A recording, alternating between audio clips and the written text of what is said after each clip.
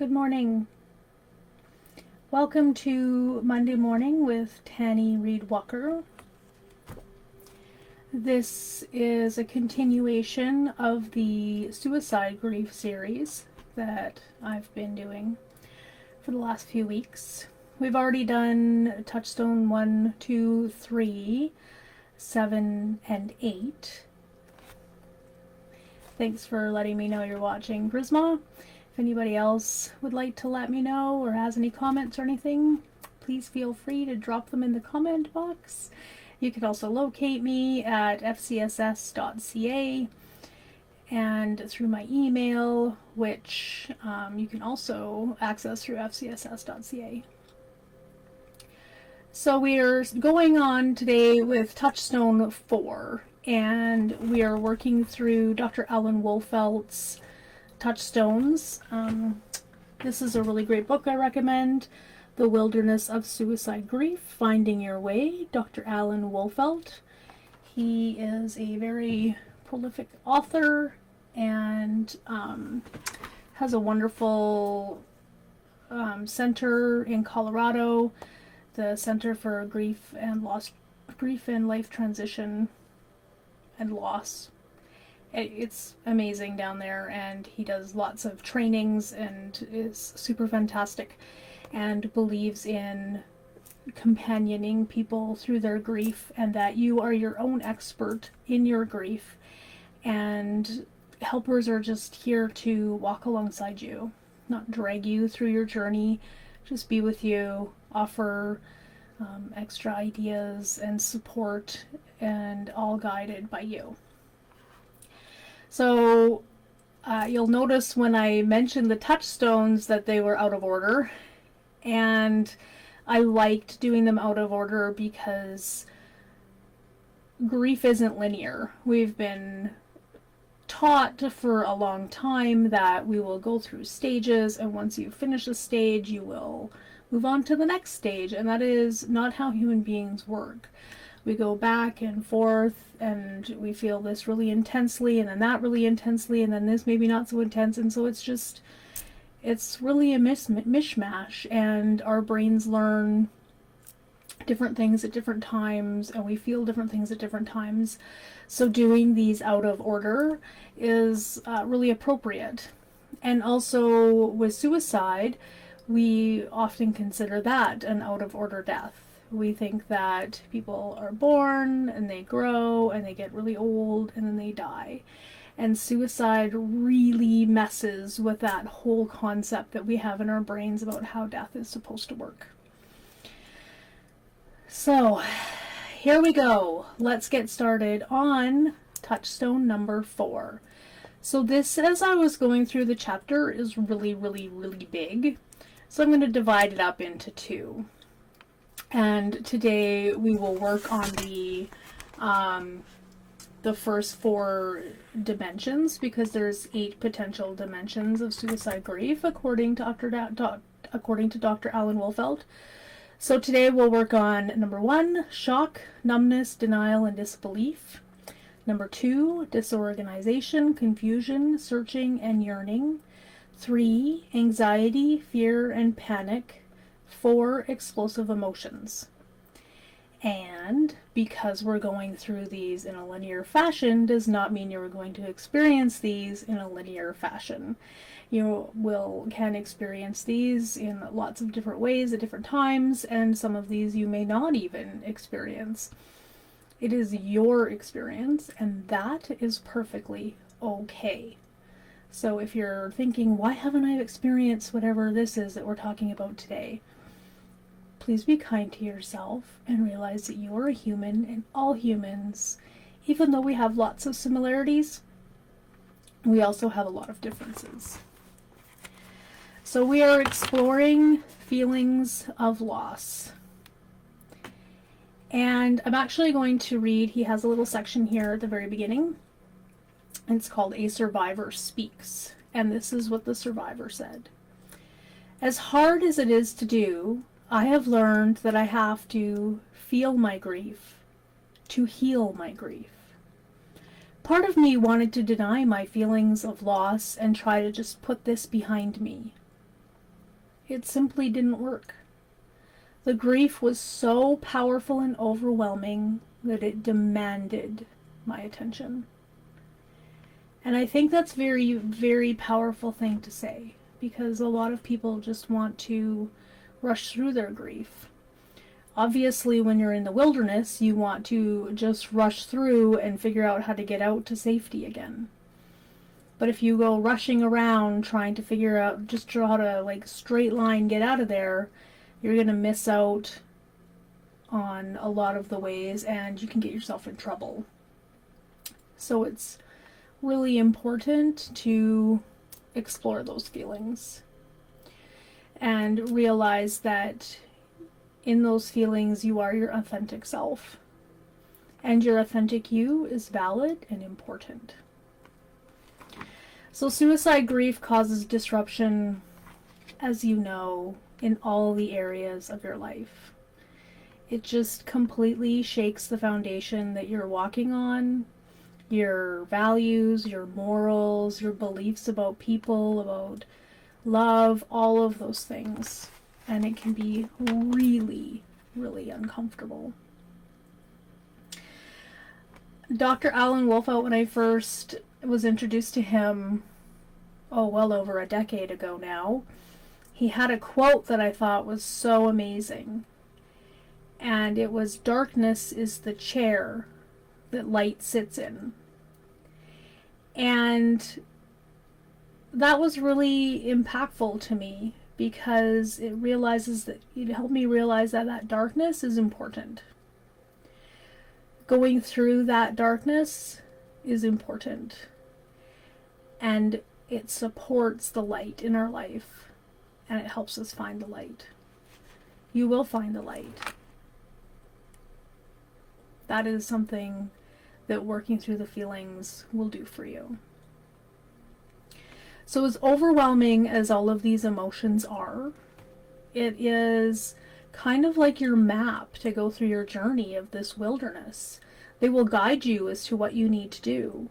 If you're feeling overwhelmingly sad, what do you do about that? You might connect with people. You might connect with your loved one by looking through photos. You might need to just stop and take care of yourself for a little while. All of these things are guides as to how to get through the wilderness. They are lots of times guides that we would just like to get rid of. I hear that so much, and I understand so much. It's like, I just want to get through this part. I don't want to cry anymore. I don't want to be lost anymore. I don't want to be searching anymore.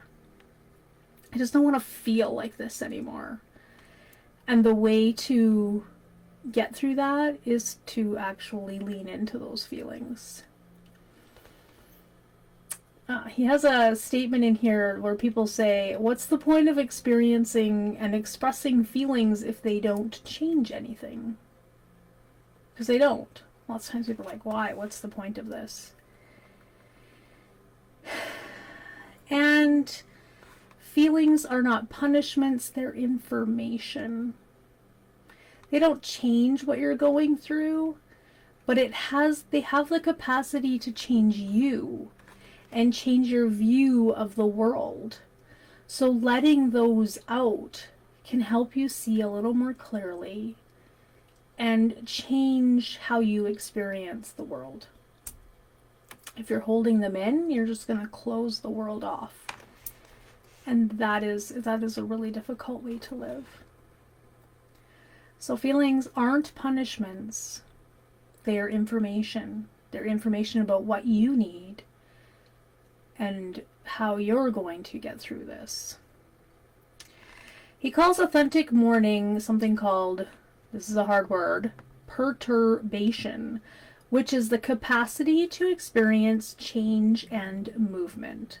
So it's by expressing your feelings that you activate your capacity to be touched by the experience and changed by the experience and all of the things that you encounter along your life path. When anything new happens to you, you change, you get experiences, you will have feelings. I just even talk to people about like graduation from high school. It's supposed to be this wonderful, exciting thing, and it is, and all of these things are happening, but there's also grief that happens and really confusing feelings. So with a suicide loss, of course this is going to be very intense. Very intense. But we can't push those feelings away because they'll come back. You can't numb them out because they'll just grow, and eventually they'll just take over everything.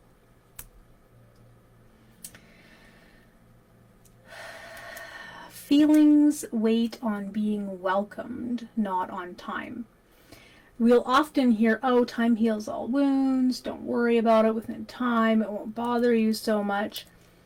And that's not true.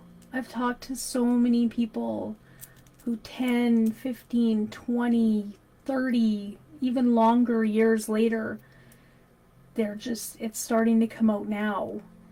We need to welcome those feelings and welcome that experience and that journey. It's not something that we wanted, but if we welcome it, we actually have a little bit more control over how it's going, because you're accepting that and you're dealing with it and you're surrendering. So try not to think of your feelings as negative. Think of them as necessary. They are guide points. They are steps on your journey. I don't want to cross that icy river to get to the other side, but I know I need to cross that icy river to the other side. So I can either pretend the river's not there and just kind of walk in and get swept away in that icy river, or I can acknowledge the river's there and figure out what kind of tools I need to get across that river as safely as possible. It's going to be new. It's going to be difficult, but it can be done. So, I'm going to talk about the potential dimensions of suicide grief, and we're going to start with shock, numbness, denial, and disbelief. This is probably one of the ones that people completely expect to have happen, and they expect to have this happen in the beginning. So when you first learn of this, it's super natural to want to push that away. No, I just talked to them yesterday, or I just saw them last week and we had so much fun, or I talked to them on the phone, or there was no, that can't happen. That person would never do that. They always talked about how suicide was terrible and why would anybody do something like that. So a lot of times people will fall back on that shockness. Our brains protect us from that which hurts us the most. So that's denial and disbelief. To be slammed with that all at once can be so painful. Even a considerable amount of time later, there might be like, well, maybe I was wrong. Maybe they just ran away and they've come back, or maybe they were taken and now they're back. It's not linear. This is something that happens often right away, but it can also occur later on. Lots of times people say, it feels like a dream. I just can't believe it's true. I just want to wake up tomorrow and have them there. This is the worst dream of my life. But thank goodness we have this, because this gets us through the first little while. And sometimes when it's really overwhelming, we can lean into it a little bit and realize we just need to take care of ourselves for a little while. This is our brain's way, nature's way of protecting us from the full onslaught of a very tragic and sudden death. It's like taking a little time out.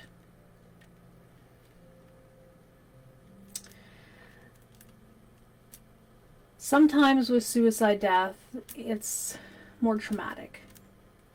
So we might end up having some psychic numbing, and that's deadening or shutting off the emotions. This sense of that I'm kind of watching myself go through this experience, and it's not really happening to me. This is like a bandage being put over the wound of grief. And it can be necessary for a little bit, but make sure that you have the support for when those emotions do kind of catch up. You eventually will need to move out of shock and numbness and denial. And if you aren't, please get some help. We'll talk about that in a little bit. Lots of times you realize that there's the facts. Yes, I know this person is gone. I realize that they are gone. But then you just will fall apart and be like, why? And expect them to come through the door or accidentally phone them because it's so normal to be able to do that. It feels like you're out of control. And part of you is a little out of control. But that's the emotions. Lean into them when they come. It's really important. And if you don't remember details, you don't remember who was there or who wanted what or who did anything, that's okay. Your brain is trying to understand something that is absolutely inconceivable. And that is why we're actually kind of given that shock, that numbness, that disbelief at first. Because there is so much going on. And it is so overwhelming. So it can be a gift at times. It can help you survive in the moment. But the denial should soften over time as you mourn. And remember, mourning is that outward expression of our grief feelings. And as we start to, in doses, and slowly, remember there is no reward for speed in this process. Slowly, in doses, you will understand that person has died. And it can take a long time. This is not a linear process. A new situation will come up. And you're like, oh, I didn't even think about Halloween being their favorite holiday. And this was based all on them. All of my celebrations of Halloween was around them. I didn't even think of that. These moments can happen throughout the years. I didn't even think of that. And then it's boom. It's right there. Often in suicide grief, denial goes on one level of awareness, while acknowledging the reality of the death goes on another level. So they call this evade and encounter. So you're kind of consciously aware, and then the subconscious only dips into that awareness sometimes. It can feel really crazy making. But you're not crazy. Please know that you're not crazy. This is a human process of going through things. Sometimes in the wilderness, you're going to go across a clearing and think it's all awesome until you find out right in the middle of the clearing there's a swamp. It looked fine. You weren't expecting this swamp. That is a lot how this grief is going to be.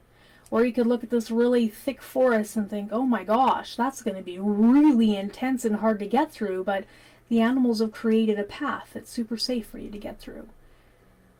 It's really hard to anticipate. So be kind and patient to yourself, please. Active mourning is a slow and necessary process of adjusting to a painful loss. And you have to do it in doses. Lots of times people are like, I wish I could just get a flood of it. And we can't. We can't handle that. We aren't designed for that. If it was like that, then we could learn everything about something all at once. And this is a learning process. And we aren't magic, and we can't teleport to the other side. Oh, I really wish I could. I wish I had a magic wand for you all. So with each of these dimensions, Dr. Alan Wolfelt, lovely, kind person that he is, has self-care guidelines. And as you all know, if you've watched any of my videos, I am a hardcore proponent of self-care. So self-care can look a lot of different ways, but this one is today with the shock and numbness and denial. It's that compassion piece, that understanding, that patience with yourself. Being in that disbelief, don't get mad at yourself when you come out of it, and don't get mad at yourself when you're in it. Just be compassionate. I understand. I understand this is hard. I understand.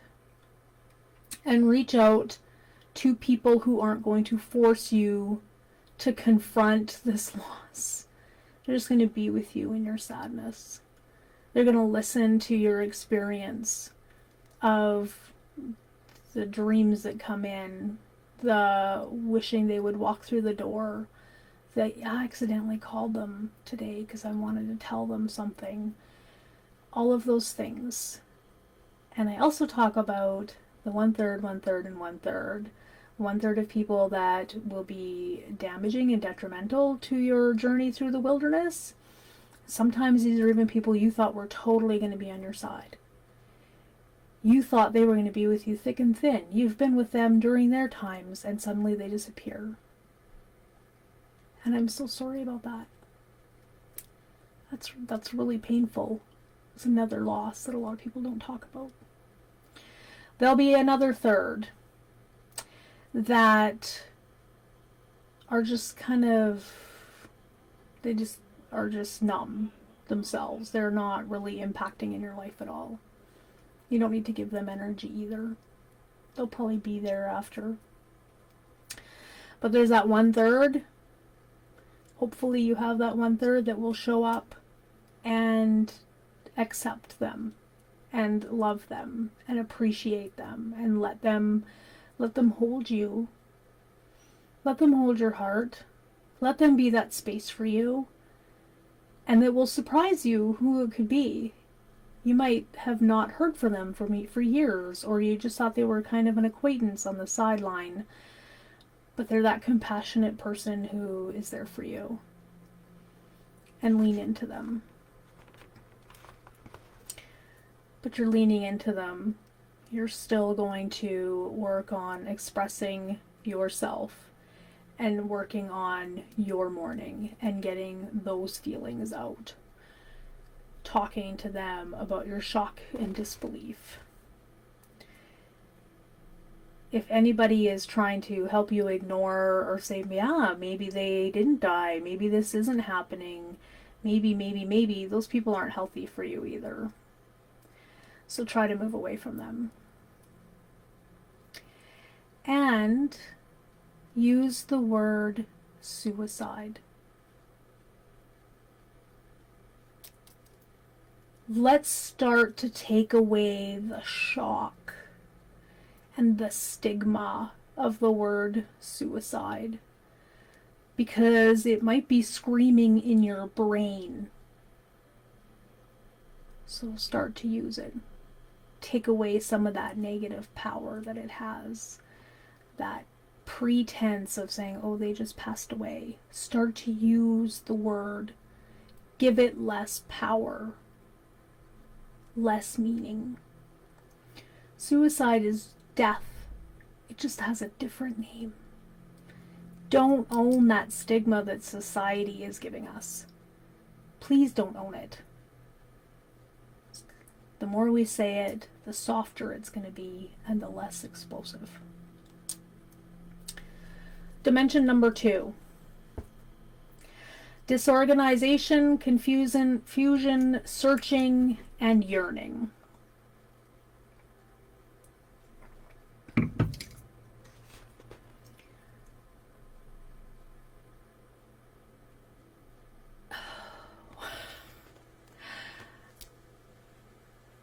You're like,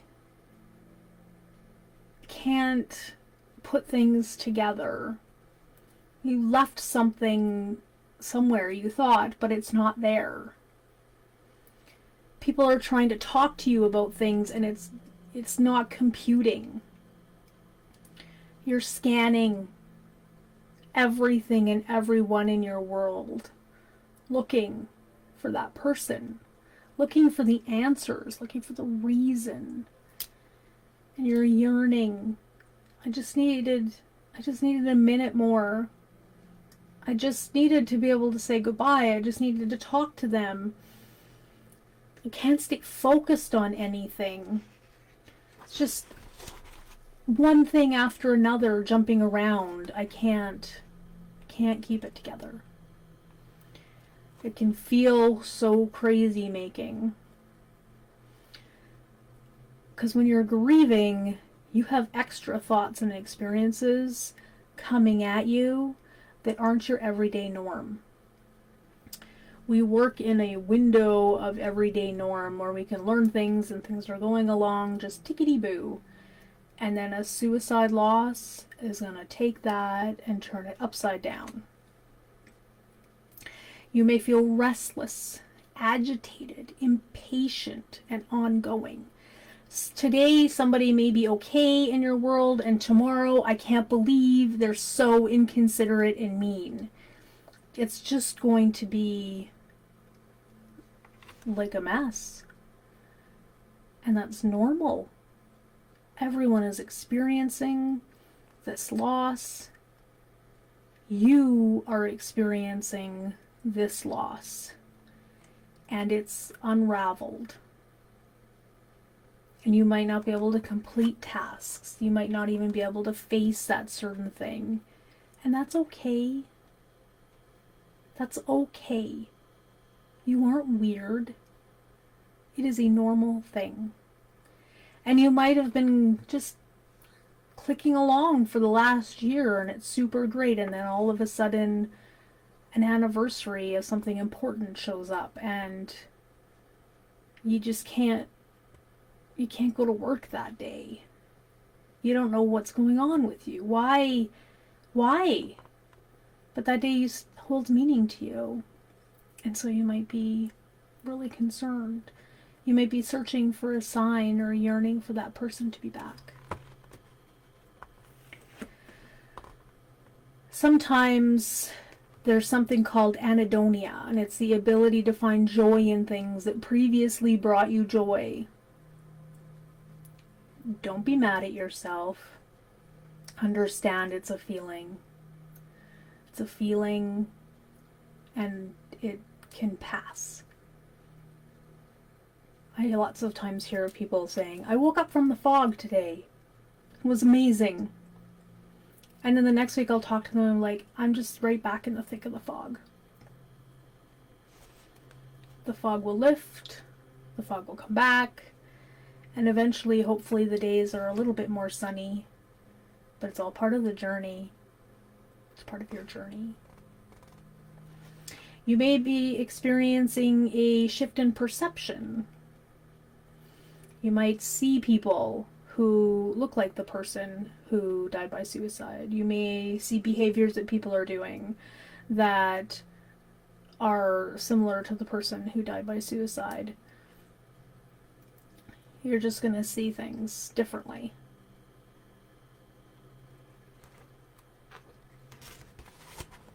And that's okay. Visual hallucinations are very common. They aren't abnormal. You will see things. I guess you can see things. And it's part of that searching and yearning. And be kind to yourself.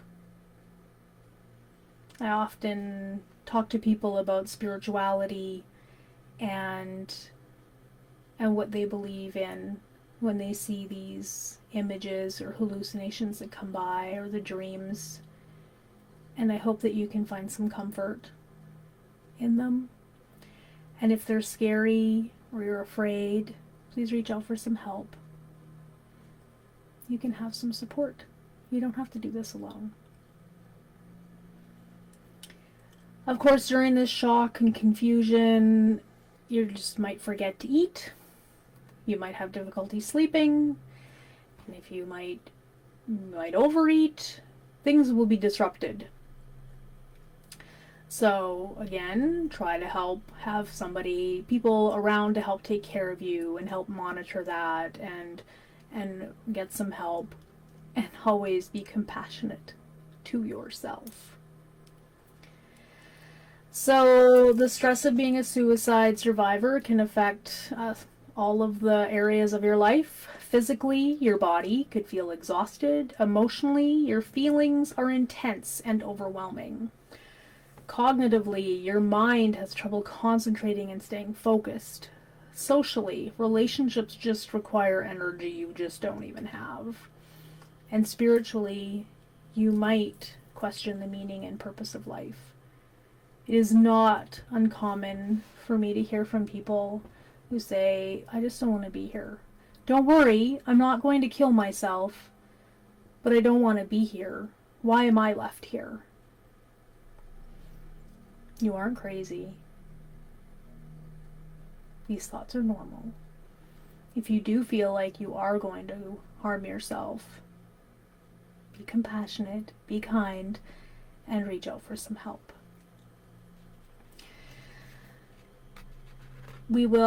I talked about in Touchstone 7, which I did before this one, 2 episodes I believe before this one, how to work with all of those things and take care of yourself. So please pop over to that video and you can see how to work with all of those areas, the physical, the cognitive, the emotional, etc., and how to help yourself in those things. Be kind to yourself. Take the time as much as you can to be kind to yourself. Set reminders if you need. Lean on the people who are important to you. Talk to somebody. If you're like, my thoughts are just rambling around, have somebody to talk to. There's counselors, there's groups, if you have a good friend, one person can make such a big deal. And if you don't want to talk about it, you can write about it. And you may not want to talk about it, but they snowball. A thought it's like a snowball. It can start really small, like when you pack a little snowball, but then it starts rolling and rolling and rolling in your brain until it's completely taken over. And we don't want that. The way to melt that is to move it out. Move it out. So you use music and poetry, journaling, talking, singing, screaming. Cars are awesome for driving with loud music and screaming. Get it out. If you start to cry, you're feeling uncontrolled, take care of yourself and pull over. Please do not drive when you're hysterical. You need to take care of you. You are extremely important. And find the people who are willing to hear your story over and over again. And love them. And be kind to them. And thank them. Don't say, I'm sorry, I need to talk about it again. Switch that. Thank you so much for listening to me again. I appreciate you. This means so much to me. And tell your story. Find that 1/3. Support groups can often be good for that. So maybe you want to look for a support group.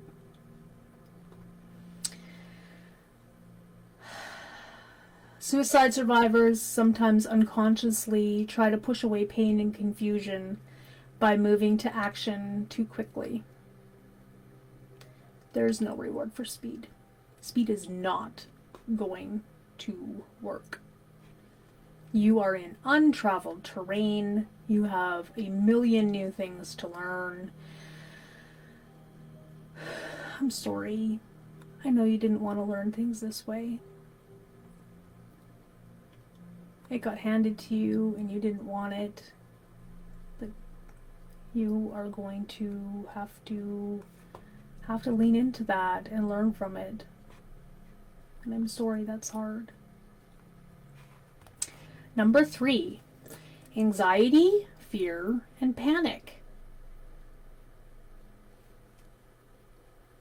When you're feeling all of these feelings, you have to wonder, am I going to be okay? Will I survive this? Do I want to survive this? What if I just take my own life? What if somebody else does? How are other people going to handle this? Who else might die and take their own life?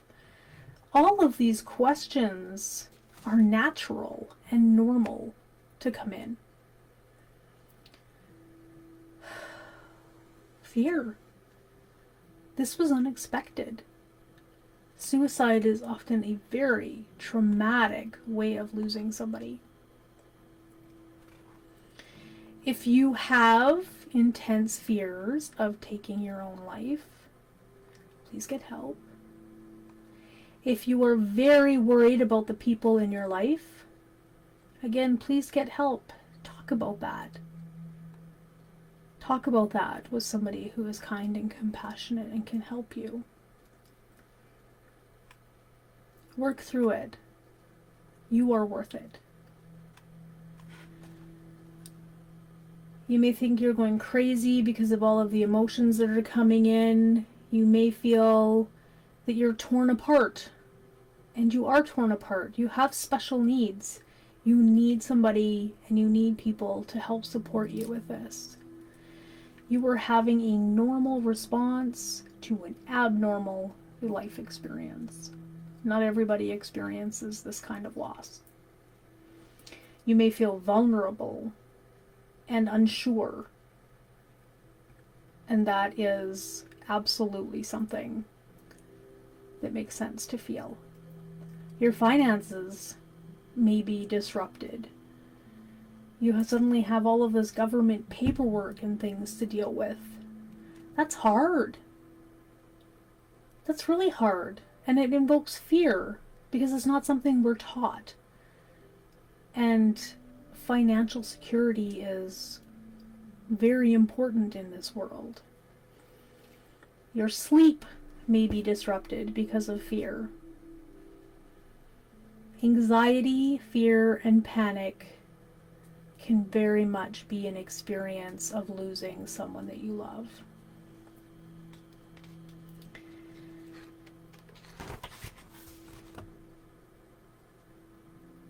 I have another survivor speaks. After my son took his own life, I was immobilized by fear. I kept thinking, who else might do this? My other children? My husband? Even me?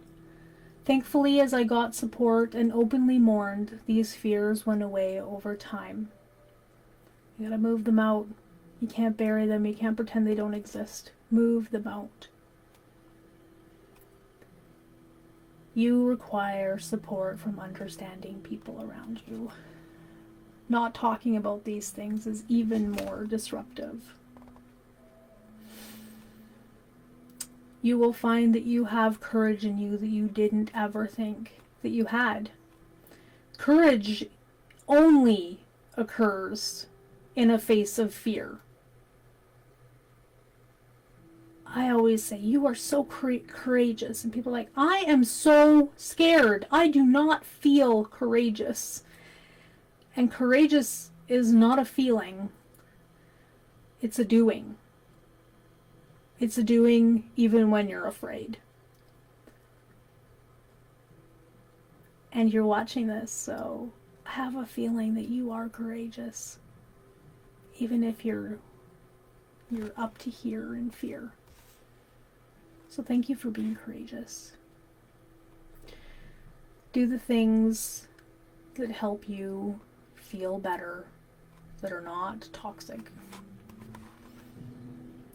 Explosive emotions. As usual, we're over. I think I might have to advertise this, if I do even advertise it, that it's an hour. So, it is normal when things are abnormal for us to feel explosive emotions. That is protesting. This is not supposed to happen to me. This was not how I planned my life to be. Those explosive emotions are a protest. They can be anger, blame, terror, rage, all explosive emotions that you can experience. Sometimes people find that frightening because they haven't experienced that kind of explosive, intense emotion. Even just talking about it, you can see I am feeling fairly intense. Understanding that they are normal responses to an abnormal situation. It is your body and mind and soul's way of protesting what has occurred to you. That can help. When it happens, you can be, oh, yes, I've heard about this. This is not going to be my normal everyday self. This is a moment. This is a moment I'm having, and I am going to experience it. You may be explosive towards the person who did this. You may be explosive towards people in your family. You may be explosive to those people that you feel have abandoned you in this. Oh, it is raw. And I hear it happens a lot in the bathroom, in the bathtub, on the floor. Just the raw feelings. I personally like to go for a hike where nobody's around when I know that those are coming up and I can feel it start. I can let nature absorb that, because nature can absorb those feelings, that energy. This is a reality you didn't want. A protest is an instinctive attempt to get back that which you lost that had value. It is unfair. This loss is unfair. It wasn't supposed to happen. Other people around you may not understand these intense feelings and these explosive emotions. You don't want to get stuck in them. You're going to express them.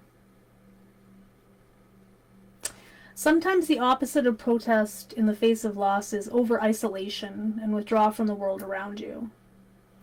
Of course, if you do that, you will be at risk of grieving and not mourning that loss, moving it around. So if people around you are saying, don't express yourself that way, you're too intense, you need to get over it, find other people. If they're saying, you're out of control, I can't believe you can't contain yourself, what's wrong with you? Find other people. If you have a counselor who can't cope with those intense feelings, you are welcome to find another counselor. As a counselor, I've had to learn to be able to stand with that person while they're feeling those big emotions. Anybody that you can find to stand there is so amazing. I'm so happy for you. And if you don't, like I said, you can go out into nature. The trees will just absorb it. The grass and the ground will just absorb it. The wind will take it away. The snow falling will muffle it. But get it out. Please, please get it out. A survivor speaks again. I was really beyond mad at him for doing what he did. Sometimes I felt guilty about being angry. But I have learned to accept what I feel as being my real self. It really helped to find a support group where I found other people have experienced the same thing. Once I learned it was okay to be mad at him, it has changed for me. I think I was protecting myself from my sadness by staying mad. And I love this quote because often I say, mad is sad's bodyguard. Mad stands there and protects sad. But lots of times sad doesn't need protecting. Sad needs to be sad. And sad needs somebody to stand there and hold their hand. Or sit there and cry with them. That's part of mourning. Self-care. Be gentle with yourself when you have explosive emotions. Don't tell yourself what emotions you're supposed to be having. Welcome the ones that come. Find a supportive listener who can tolerate, encourage, and validate your explosive emotions without judging, retaliating, or arguing with you.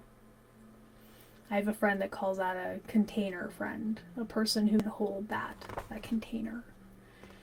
And not everyone can. You may think they can. It's like I had candle holders that are glass and they can handle the heat.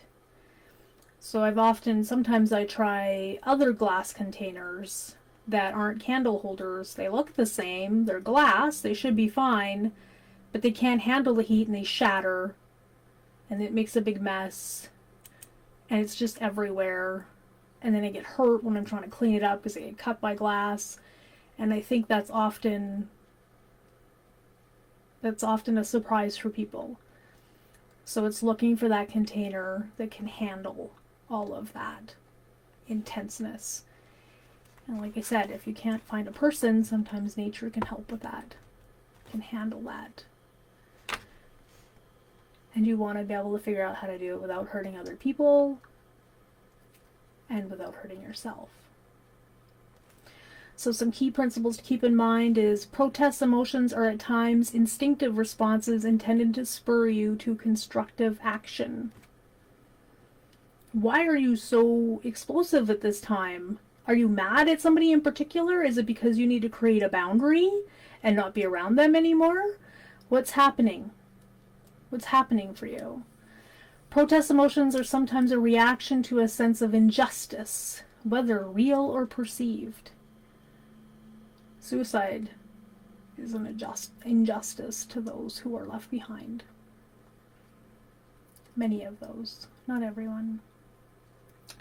Protest emotions can indicate underlying feelings of pain, helplessness, frustration, fear, and hurt. Listen to those emotions and consider exploring what may be beneath the surface. It hurts. I gave my heart to this person and now they're gone. What's the point? Frustrated. They should have reached out. I'm hurt that they didn't reach out. I'm afraid. I'm afraid of what my future is going to look like. And those can turn into very explosive emotions. And the integration of protest emotions will eventually allow you to move forward while always remembering your past. So lean into them. They're not good, bad, right, or wrong. They just are. They're your feelings, and they are symptoms of an injury that needs nurturing, not judging. The way to diminish them is to lead into them and experience them. I'm saving the other 4 dimensions for next week. We'll be talking about guilt, and there's many, many, many kinds of guilt that can be related. That's one of the dimensions, so we'll be talking about that next week. For the end of today, your emotions are a guide to go through your wilderness. Feeling and expressing your emotions will be way more healing than leaving them in. You want to melt out those feelings. You want to express them. And you can do that by talking. You can do that through journaling. You can do that out in nature. You can do that all the ways. The more ways you can do this, the better. Be patient and kind to yourself. And realize there is no rewards for speed. You can't go back to normal. It's gone. And while you're building the future, it can be really messy. If you've ever seen a construction site, they're super messy. And even when it's been built, it is messy right up until the very end. You're like, how is this ever going to come together? And then it does. So take care of yourself, please. Share this video, like the video, be kind to yourself, and if you have any questions or comments, please contact me. I'm very welcoming of all of the ideas that people need to express. So, until next week, take care.